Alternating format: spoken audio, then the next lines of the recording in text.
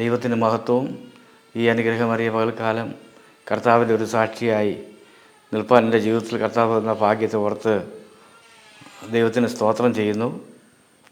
കർത്താവിൻ്റെ ജീവിതത്തിൽ ഞാൻ ഒരു ഹൈന്ദവ കുടുംബത്തിൽ നിന്ന് രക്ഷിക്കപ്പെട്ടു. കർത്താവിനെ അറിയുവാനിടയായിത്തീർന്നു. പശ്ചാത്തലം പറയുമ്പോൾ ഞാൻ ഒരു ഹിന്ദു കുടുംബത്തിൽ ജനിച്ച് വളർന്നു. കർത്താവ് ആരാണെന്ന് അറിഞ്ഞുകൂടായിരുന്നു. ജീവനുള്ള ദൈവം ആരാണെന്ന് അറിഞ്ഞുകൂടാതെ ഒരു കാലഘട്ടങ്ങളിൽ ഇങ്ങനെ ശബരിമലയും അവിടെ ഇവിടെയൊക്കെ പോയി പല പുണ്യ സ്ഥലങ്ങളിലൊക്കെ ദൈവത്തെ അന്വേഷിച്ച് നടപ്പാനിടയായിത്തീർന്നു. അവിടുന്ന് ശബരിമല വെച്ച് ചില സാങ്കേതിക തടസ്സങ്ങളൊക്കെ ജീവിതത്തിൽ നേരിട്ടപ്പോൾ കർത്താവിനെ അറിയുവാനിടയായിത്തീർന്നു.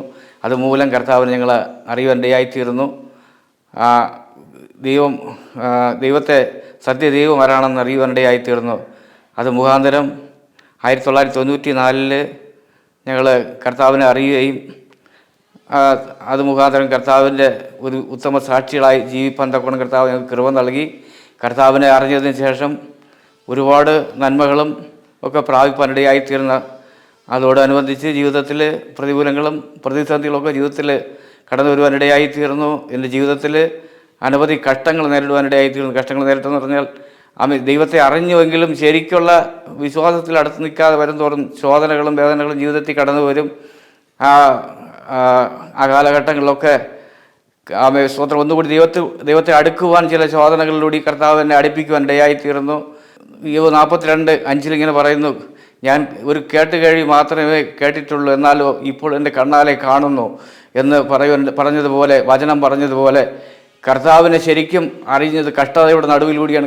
കർത്താവ് ആരാണെന്ന് തിരിച്ചറിയുവാൻ ജീവിതത്തിൽ മനസ്സിലായത്. കാരണം അനവധി കഷ്ടങ്ങൾ ജീവിതത്തിൽ കടന്നു വരുന്തോറും ആ കഷ്ടത ജീവിതത്തിൽ കടന്നു വരുന്നതോറും ദൈവത്തോട് കൂടുതലായി കർത്താവിനെ അടുക്കും. വിട്ടുകളയാതെ വണ്ണം ദൈവത്തെ സ്നേഹിച്ചതുകൊണ്ട് ആ ശോധനകളും വേദനകളും ജീവിതത്തിൽ ഇങ്ങനെ കടന്നു വരുവാൻ ഇടയായിത്തീർന്നു. എനിക്ക് മനസ്സിലാവാനിടയായിത്തീർന്നു. പറഞ്ഞതുപോലെ ഈ കഷ്ടതയുടെ അപ്പുറം ഒരു രക്ഷയുണ്ടെന്ന് മനസ്സിലാക്കുവാനിടയായിത്തീർന്നു.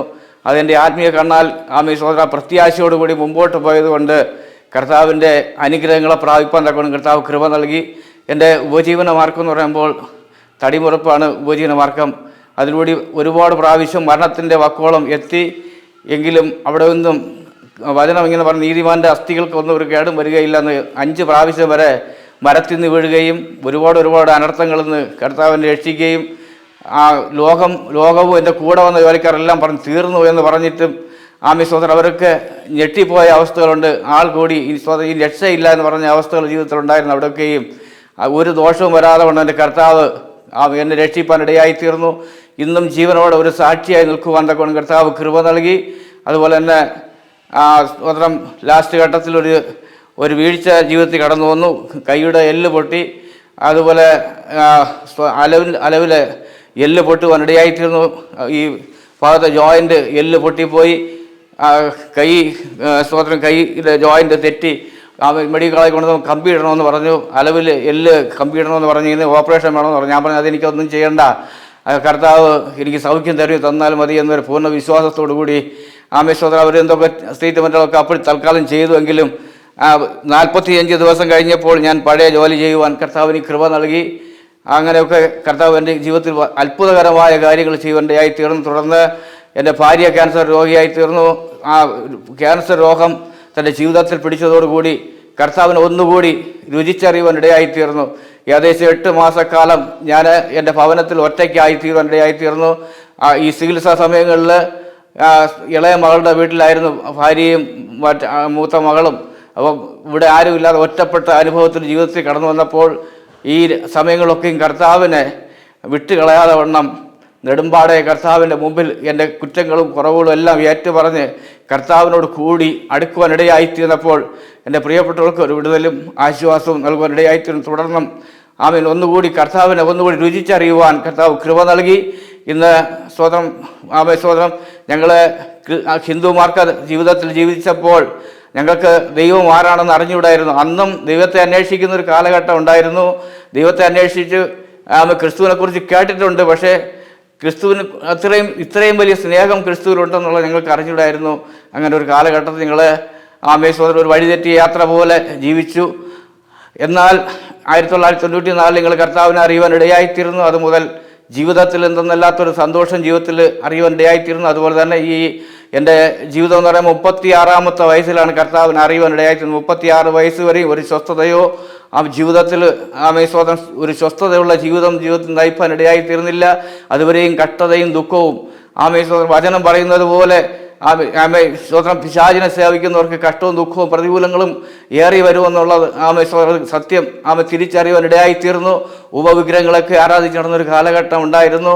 അത് ഞങ്ങൾക്ക് അറിവില്ലായിരുന്ന കാലഘട്ടമായിരുന്നു. സ്വതന്ത്രം അങ്ങനെ നിരവധി കഷ്ടങ്ങളിലൂടെ ഞങ്ങളെ ദൈവമായ കർത്താവ് ഞങ്ങളെ പുറത്തു കൊണ്ടുവരേണ്ടതായിത്തീർന്നു.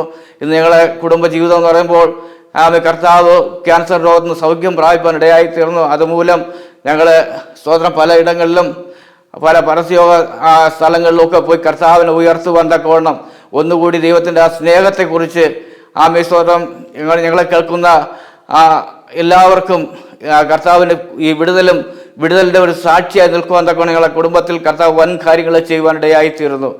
വൻ കാര്യങ്ങൾ ചെയ്യുവാനിടയായിരുന്നു എന്ന് പറഞ്ഞാൽ കർത്താവിനെ നമ്മൾ മുറുകെ പിടിക്കുമ്പോൾ ആ പ്രത്യാശ നമ്മൾ നഷ്ടപ്പെട്ടു പോകാതെ കർത്താവിനെ മുറുകെ പിടിച്ചു കഴിഞ്ഞാൽ കർത്താവിൻ്റെ വിടുതൽ നമുക്ക് അറിയുവാനിടയായിത്തീരും എന്ന് പറഞ്ഞാൽ പ്രിയരെ, സ്തോത്രം ഒരു കാലത്ത് സ്തോത്രം ഞങ്ങൾ വിഗ്രഹങ്ങളൊക്കെ സേവിച്ച് നടന്ന കാലഘട്ടങ്ങൾ സ്തോത്രം സമാധാനത്തിന് വേണ്ടി ഒരൊറ്റ സമാധാനത്തിന് വേണ്ടി അങ്ങും ഓടി നടന്ന സമയമുണ്ട്.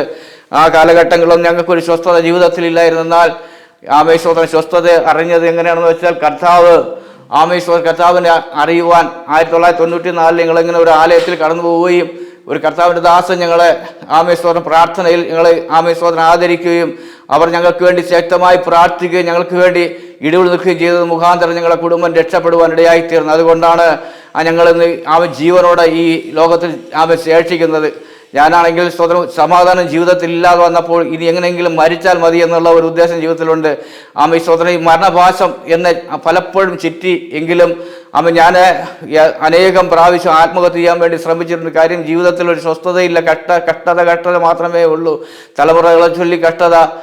ജീവിതത്തിൽ അധ്വാനിച്ചിട്ട് കടന്നു വരും. അധ്വാനിച്ചിട്ട് കടന്നു വരുന്ന വെച്ചാൽ പൂർണ്ണ ഒരു മദ്യപാനിയായി വീട്ടിൽ കടന്നു വരും.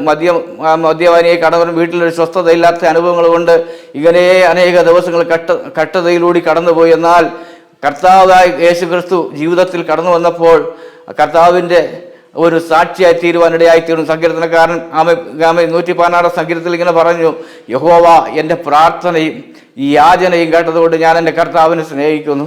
അനവധി കഷ്ടങ്ങൾ എൻ്റെ ജീവിതത്തിൽ കടന്നു വന്നപ്പോൾ കർത്താവ് എൻ്റെ പ്രാർത്ഥനകളും ഈ യാചനകളും ദൈവം കേട്ടു. പ്രാർത്ഥനയും യാചനകളും എന്ന് പറയുമ്പോൾ അനവധി പ്രാർത്ഥനകളും യാചനകളും കർത്താവ് നമുക്ക് വേണ്ടി കേട്ട കർത്താവാണ്. ആ പ്രാർത്ഥന കേട്ട കർത്താവ് എന്ന് പറയുമ്പോൾ നമുക്ക് വേണ്ടി, നമ്മളെ രോഗത്തിന് വേണ്ടി, നമ്മളെ ഭാരത്തിന് വേണ്ടി, നമ്മളെ പ്രയാസങ്ങൾക്ക് വേണ്ടി കാൽവരി ക്രൂശിലൂടെ തന്ന ആ രോഗസൗഖ്യം ഞങ്ങൾ അനുഭവിപ്പാൻ ഇടയായിത്തീർന്നു. ഒരുപാട് ആ പൊക്കത്തിൽ നിന്നും ഏകദേശം 20 അടി പൊക്കത്തിൽ നിന്നും മരത്തിൻ്റെ മണ്ടയിൽ നിന്ന് വിടുന്നപ്പോഴും കണ്ടു നിന്ന സമൂഹം പറഞ്ഞു, ഇവൻ ഇതോടുകൂടി തീർന്നു, ഇനി രക്ഷയില്ല എന്ന് പറഞ്ഞപ്പോൾ സോദരം മെഡിക്കൽ കോളേജിൽ കൊണ്ടുപോയപ്പോൾ അവിടെ ചെക്കപ്പൊക്കെ ചെയ്തു, സ്കാൻ ചെയ്ത് സ്കാൻ റിപ്പോർട്ടൊക്കെ വന്നപ്പോൾ ഒരു കേടുമില്ല എന്ന് പറയുകയുണ്ടായിരുന്നു.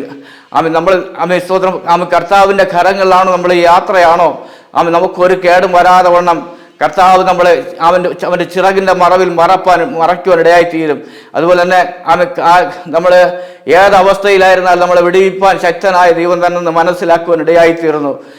സ്തോത്രം അങ്ങനെ സ്തോത്രം ഈ 1994 രക്ഷ അറിഞ്ഞതിന് ശേഷം ഇതുവരെയും ഞങ്ങൾക്ക് ഒരു സമാധാനത്തിന് ഒരു കുറവില്ല. കർത്താവ് ഞങ്ങളെ സമാധാനപരമായി സന്തോഷകരമായി ഇന്നും ജീവിക്കാനുള്ള കൃപ തന്ന് കർത്താവ് ഞങ്ങളെ മാനിച്ച് നടത്തുന്നു. അതുപോലെ തന്നെ ഞങ്ങളുടെ തലമുറകളൊക്കെ വളരെ അനുഗ്രഹത്തോടെ ജീവിപ്പാൻ നോക്കണം. അവരുടെ സന്തോഷങ്ങളും അവരുടെ സന്തോഷ അനുഭവങ്ങളൊക്കെ കാണുവാൻ നോക്കണം. കർത്താവ് കൃപ നൽകി. ഞങ്ങളൊക്കെ ഒരു കാലഘട്ടങ്ങളിൽ സ്തോത്രം നോക്കുമ്പോൾ മദ്യത്തിനും മയക്കുമരുന്നിനും അടിമകളായി ജീവിച്ച കാലഘട്ടങ്ങളിൽ സ്തോത്രം വച്ചും കൊണ്ടാടിയും ദേവന്മാർക്ക് കൊടുത്തും സ്തോത്രം കഷ്ടത വർദ്ധിച്ചുകൊണ്ടിരുന്നൊരു കാലഘട്ടം ജീവിതത്തിലുണ്ടായിരുന്നാൽ ഇപ്പോഴാണ് ഞങ്ങളുടെ ജീവിതത്തിൽ സ്തോത്രം മനുഷ്യനായി ജീവിപ്പാൻ തക്കവണ്ണം കർത്താവ് കൃപ നൽകിയത്. ഏത് അവസ്ഥയിൽ നമ്മൾ കടന്നു പോയാലും മനുഷ്യനായി ജീവിക്കണമെങ്കിൽ കർത്താവായ യേശു ക്രിസ്തുവിനെ അറിഞ്ഞെങ്കിൽ മാത്രമേ നമുക്ക് ഒരു രക്ഷയുണ്ടാവുകയുള്ളൂ. മനുഷ്യൻ്റെ ജീവിതത്തിൽ ഒരു സ്വസ്ഥത ജീവിതത്തിൽ വേണമെങ്കിൽ കർത്താവായ യേശു ക്രിസ്തുവിനെ അറിയണം. അല്ലാതെ നമ്മൾ വിഗ്രഹങ്ങളൊക്കെ സേവിച്ച് നടക്കുന്ന കാലഘട്ടങ്ങളായിരിക്കുമ്പോൾ മനസ്സിന് സ്വസ്ഥതയില്ലാത്ത കാലഘട്ടങ്ങൾ ജീവിതത്തിൽ നിരവധി ഉണ്ടായിരുന്നു. എന്നാൽ ഇന്ന് ഞങ്ങൾക്ക് ആ ക്രിസ്തുവിലൂടെയുള്ള സ്നേഹം മനസ്സിലാക്കിയപ്പോൾ എവിടെയൊക്കെ പോയി കർത്താവിന് സാക്ഷ്യം പറഞ്ഞാലും മതി വരെയുള്ള കാര്യം, അത്രമാത്രം കർത്താവ് ഞങ്ങളെ സ്നേഹിപ്പാൻ ഇടയായിത്തീർന്നു. സ്തോത്രം. സ്തോത്രം. എന്നെ ഈ കേൾക്കുന്ന സാക്ഷ്യം എന്ന് പറയുമ്പോൾ ഞങ്ങളുടെ ജീവിതത്തിൽ അത്രമാത്രം ഞങ്ങളെ കർത്താവ് സ്നേഹിച്ചത് കൊണ്ടാണ് ഇങ്ങനൊരു സാക്ഷ്യം ഞങ്ങൾ പറയുവാനിടയായി തീർന്നത്. സ്തോത്രം. ഇത് എവിടെയൊക്കെ ചെന്ന് സാക്ഷ്യം പറഞ്ഞാലും മതി വരെ അത്രമാത്രം കഷ്ടതയുടെ നടുവിൽ കൂടി കടന്നുപോയ ഞങ്ങളെ സ്തോത്രം, ശത്രുക്ക് മേശക്ക് അഭയത്രമോ ഒരു തീരുമാനമെടുത്ത് ഞങ്ങളെ സ്തോത്രം, ഞങ്ങളെ ഈ രോഗത്തിലോ കഷ്ടത്തിലോ സ്തോത്രം നശിച്ചു പോയാലും, തീച്ചുളയിൽ നശിച്ചു പോയാലും ഞങ്ങൾ പിടിച്ച സ്തോത്രം ആ വിശ്വാസം ഒരിക്കലും വിട്ടുകളയുകയില്ല എന്നൊരു ഉറച്ച തീരുമാനത്തോടു കൂടി മുമ്പോട്ട് പോയതുകൊണ്ട് ഇന്ന് ആ കർത്താവായ യേശു ക്രിസ്തുവിന്റെ സന്തോഷം അനുഭവിച്ച് അറിയുവാൻ തക്കോണം കർത്താവ് കൃപ നൽകി. അത് മാത്രമല്ല, എനിക്ക് 2 പെൺമക്കളാണ്. പെൺമക്കള് പണ്ട് കാലഘട്ടങ്ങളിൽ ഞങ്ങളിങ്ങനെ പെന്തക്കോസ് അനുഭവത്തിൽ കടന്നു വന്നപ്പോൾ ഞാൻ പറയുന്നുണ്ടായിരുന്നു, നിന്റെ മക്കളുടെ ഭാവി നഷ്ടപ്പെടുത്താനാണ് നീ ഇങ്ങനെ ഇറങ്ങിത്തിരിച്ചത് എന്നൊക്കെ പറഞ്ഞ് ഒരു കാലത്ത് എൻ്റെ ഭാര്യയെ വഴക്ക് പറയാനിടയായിരുന്നു. എന്നാൽ പ്രിയരേ സ്തോത്രം, ഇന്ന് പകൽക്കാലം പറയുവാനുള്ളത് സ്തോത്രൻ്റെ തലമുറകൾ 2 പേരും കർത്താവിൻ്റെ വേല ചെയ്യുന്നു. അവർ 2 കുടുംബവും കർത്താവിൻ്റെ വേല ചെയ്യുന്നു. അവർ വളരെ സന്തോഷത്തോടെ ജീവിക്കുന്നു. ഈ കർത്താവിനെ അറിഞ്ഞാൽ തലമുറകൾ രക്ഷപ്പെടും. രക്ഷ എന്ന് പറഞ്ഞത് ക്രിസ്തുവിലൂടെ മാത്രമേ ഉള്ളൂ. മറ്റാരിലും രക്ഷയില്ല. നാം രക്ഷിക്കപ്പെടുവാൻ ആകാശത്തിൽ കീഴിൽ ഭൂമിക്ക് മീതെ നൽകപ്പെട്ട ഒരേ ഒരു നാമമേ മനുഷ്യരുടെ ഇടയിലുള്ളൂ. അത് കർത്താവ് യേശു ക്രിസ്തുവിൻ്റെ നാമം മാത്രമേ ഉള്ളൂ. എൻ്റെ ഈ സാക്ഷ്യം കേൾക്കുന്നവർ നിങ്ങളുടെ ഏത് അവസ്ഥയിലായിരുന്നാലും കർത്താവ് അവസ്ഥകൾക്ക് വിടുതൽ തരുവാൻ എൻ്റെ കർത്താവ് ശക്തനായ ദൈവം തന്നെയാണ്. അതിന് യാതൊരു മാറ്റമില്ല. ഈ ലോകത്ത് അനേകർ വാക്ക് പറഞ്ഞ് മാറിപ്പോവും. എന്നാലും കർത്താവിൻ്റെ വാക്കിന് ഒരു മാറ്റവുമില്ല. അത് അനുഭവിച്ചറിയുവാൻ എൻ്റെ ജീവിതത്തിൽ അനുഭവിച്ചറിയുവാൻ ഇടയായിത്തീർന്നു. ഈ കർത്താവ് ഈ സാക്ഷ്യം കേൾക്കുന്ന എല്ലാവരെയും കർത്താവ് അനുഗ്രഹിക്കുമാറാകട്ടെ.